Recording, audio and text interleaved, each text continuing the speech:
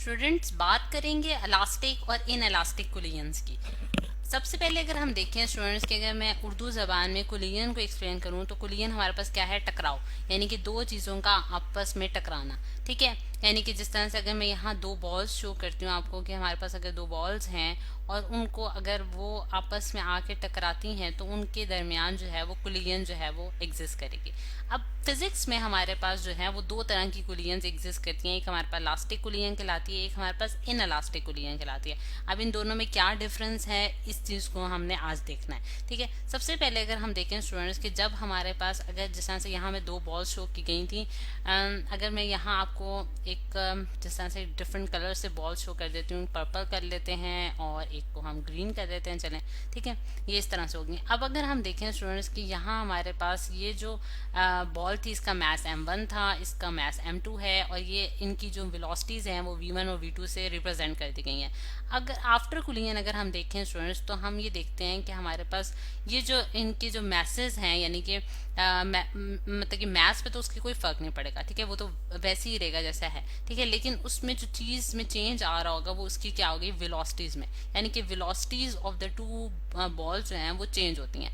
यानी कि उनके दरमियान उनके जो वेलोसिटीज हैं अब जो उनके आफ्टर कोलिजन जो रिप्रेजेंट की गई हैं वो v1 प्राइम और v2 प्राइम से रिप्रेजेंट की गई हैं। ठीक है, हो सकता है कि वो उनकी डायरेक्शन जो है वो अगर वो ऑपोजिट डायरेक्शन से आ रही थी तो हो सकता है वो इस डायरेक्शन में चली जाए, दूसरी इस डायरेक्शन में चली जाए, लेकिन वो डिपेंड करता है कि आपके पास कौन सा केस है। लेकिन जो मेन चीज हम देखने जा रहे हैं वो ये है कि उसकी वेलोसिटीज में चेंज आ जाता है। और जब वेलोसिटीज में चेंज आता है, यानी कि वेलोसिटीज में चेंज आने का क्या मतलब है? उनके मोशन में चेंज आता है। कुछ हो सकता है कि ये वाली बॉडी जो है वो स्पीड अप हो जाए और हो सकता है ये वाली बॉडी जो है रुक जाए। ठीक है, लेकिन वो ऑल डिपेंड करता है कि कौन सी बॉडी आके उसके साथ टकरा रही है। ठीक, अगर हम देखें कि यहाँ जो अगर जो वेलोसिटीज में चेंज आना है, यानी कि मोशन में चेंज आना है, वो डायरेक्टली किस चीज को अफेक्ट कर रहा होता है? हमारे पास काइनेटिक एनर्जी को, क्योंकि हम जानते हैं काइनेटिक एनर्जी हमारे पास वो एनर्जी है जो कि मोशन की वजह से एग्जिस्ट करती है और उसका फॉर्मूला हमने पढ़ा है कि वो हमारे पास हाफ mv² होता है। ठीक है, अब अगर हम ये देखें स्टूडेंट्स की, यानी कि जब कोलिजन हुई है तो फिर जो मेन चीज जिस पे अफेक्ट किया गया है वो है हमारे पास मोशन। तो मोशन क्योंकि काइनेटिक एनर्जी से रिलेट करती है, तो अगर हम देखते हैं कि हमारे पास काइनेटिक एनर्जी हमारे पास कंजर्व रहेगी या नहीं रहेगी, वो हमें डिफाइन करेगा कि इलास्टिक और इनइलास्टिक कोलिजन को।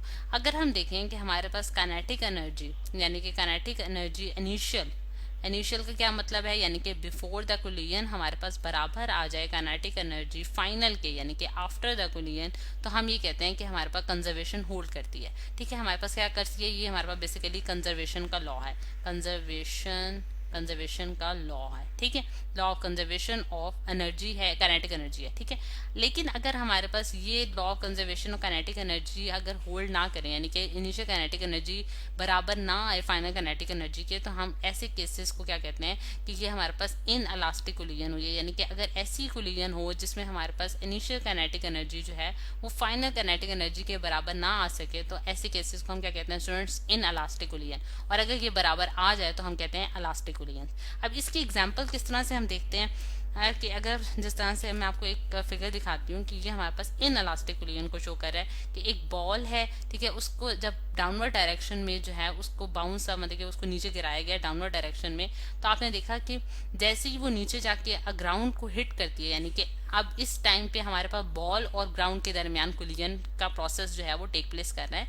जब वो बॉल जो हिट करेगी ग्राउंड को तो वो बाउंसेस लेगी, और जब बाउंसेस लेगी तो उसके पास जो मतलब कि जो उसकी जो वेलोसिटी है उसमें आप देख सकते हैं कि कोलिजन्स के बाद क्या आ रही है? कमी आ रही है, जिससे हम ये कंक्लूड कर सकते हैं कि उसकी जो वेलोसिटी होगी, फाइनल वेलोसिटी, वो बराबर नहीं होगी इनिशियल वेलोसिटी के। यानी कि जिस वेलोसिटी से वो आके फ्लोर को उसने हिट किया था उस वेलोसिटी से वो ऊपर दोबारा बाउंस अप नहीं हुई, जिससे हमें पता चला कि उसकी initial kinetic energy final kinetic energy के बराबर नहीं है, क्योंकि kinetic energy directly related to क्या है? वेलोसिटी है। जब वेलोसिटी बराबर नहीं तो फिर इसका मतलब है कि काइनेटिक एनर्जी भी बराबर नहीं होगी। अब स्टूडेंट्स, आपके दिमाग में ये सवाल आता होगा कि काइनेटिक एनर्जी को मतलब कि या फिर वेलोसिटी को जो है वो कौन सी ऐसी चीजें हैं जो अफेक्ट करती हैं ड्यूरिंग द कोलिजन। ठीक है, तो उसका सवाल उसका जो सवाल मतलब कि इस सवाल का जो जवाब है स्टूडेंट्स वो ये है कि हमारे पास फ्रिक्शनल फोर्सेस का जो कॉन्सेप्ट है वो एग्जिस्ट करता है। यानी कि फ्रिक्शन जो है वो दो चीजों के दरमियान जब दो चीजें आपस में टकराती हैं तो उनके दरमियान भी सरफेस फ्रिक्शन भी एग्जिस्ट करती है, उसके अलावा हमारे पास एयर फ्रिक्शन भी एग्जिस्ट करती है। तो फ्रिक्शन जो है वो बेसिकली क्या करती है, एनर्जी को लॉस कराती है, ठीक है, यानी कि मोशन को रोकती है, दो चीजों के मोशन को आपस में जो है वो रोकने की कोशिश करती है, ठीक। फिर उसके बाद हमारे पास एक आ जाती है साउंड एनर्जी, यानी कि साउंड एनर्जी जो है उसके जरिए भी जो है वो एनर्जी का लॉस होता है। अब जैसे ही कोई चीज आके टकराएगी तो एक आवाज प्रोड्यूस होगी, वो भी एक एनर्जी लॉस है, ठीक है, जिसकी वजह से हमारे पास इनिशियल और फाइनल जो है एनर्जी जो है वो कांस्टेंट नहीं रहती है। Energy more specifically kinetic energy की मैं बात कर रही हूँ, ठीक है।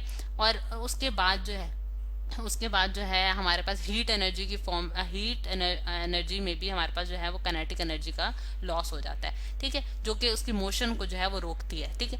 अब अगर हम देखें तो ये फ्रिक्शन, साउंड एनर्जी और हीट एनर्जी जो है वो बेसिक लॉसेज हैं जिसकी वजह से हमारे पास काइनेटिक एनर्जी जो है वो कंजर्व नहीं रह सकती।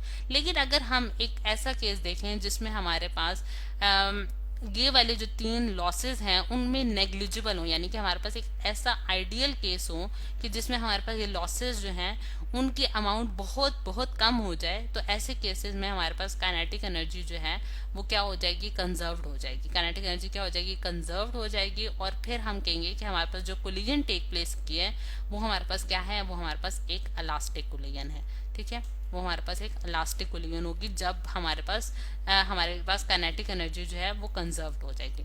अच्छा, अब इलास्टिक कोलिजन को स्टूडेंट्स हम जो है वो किस तरह से अगर हम एक्सप्लेन करना चाहते हैं तो हम किस तरह से एक्सप्लेन कर सकते हैं। जिस तरह से यहाँ मैंने आपको जो ये बॉल की एग्जांपल दी है उसमें मैंने आपको जो है वो एक मतलब कि एक इन इलास्टिक कोलिजन दिखाई है। बिल्कुल इसी तरह मैं आपको एक बॉल के जरिए ही इलास्टिक कोलिजन जो है वो दिखाती हूँ। जैसे यहाँ एक फिगर आ गई है स्टूडेंट्स, और अब मैं इसमें दो कलर्स के जरिए जो है वो आपको दोनों जो है वो शो करूंगी।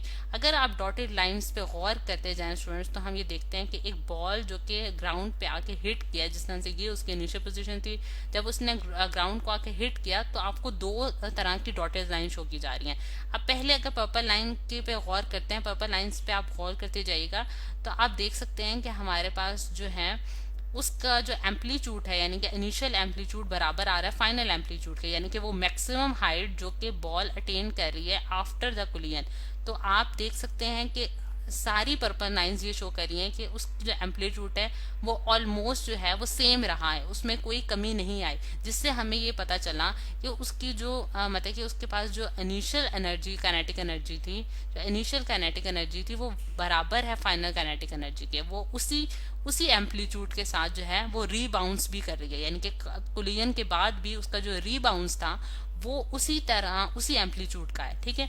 और दूसरा जो कलर मैं शो करने जा रही हूँ, जिस तरह से अगर मैं इसको डार्क कलर से शो कर देती हूँ, ग्रीन कलर से, दूसरी लाइन अगर ये डॉटेड लाइन शो करूँ तो आप देख सकते हैं कि उसके एम्पलीट्यूड में क्या आ रहा है, डिक्रीज आता जा रहा है, जिससे हमें ये पता चलता है कि ये कौन सी होगी, इन इलास्टिक कोलिजन, जो कि ग्रीन कलर से शो की जा रही है। जब उसके एम्पलीट्यूड में क्या आ गया, डिक्रीज आ गया, ठीक है, उसका रीबाउंस जो है वो बहुत ही कम होता जा रहा है, जैसा कि हमने इस फिगर में भी ये चीज देखी थी, ठीक। तो ये जो केसेस हैं, यानी कि इलास्टिक कोलिजन के केसेस भी हमारी मतलब कि लाइफ में एग्जिस्ट करते हैं। जिस तरह से अगर कोई हमारा मार्बल बॉल जो है, मार्बल की अगर कोई बॉल हो, ठीक है, और वो ग्राउंड को हिट करे, ठीक है, तो उस केस में हमारे पास क्या होगा कि क्योंकि वो जो है वो उसी एम्पलीट्यूड के साथ जो है रीबाउंस कर सकती है, मतलब उसमें उसकी जो रीबाउंसिंग है वो मतलब कि हो सकता है कि वो अगर ये वाले लॉसेस उसमें कम हो तो फिर वो जो है वो इलास्टिक कोलिजन होल्ड करा जाए। इसके अलावा जो है रबर्स की बॉल में देखिए हम देख सकते हैं कि इलास्टिक कोलिजन बहुत कम होती है, बहुत आइडियल केसेस में होती है, लेकिन इस तरह से हम इलास्टिक कोलिजन और इन इलास्टिक कोलिजन को डिफ्रेंशिएट करते हैं। तो ये है बेसिक स्टूडेंट्स हमारे पास कॉन्सेप्ट जो कि इलास्टिक और इन इलास्टिक कोलिजन का हमने देखा है।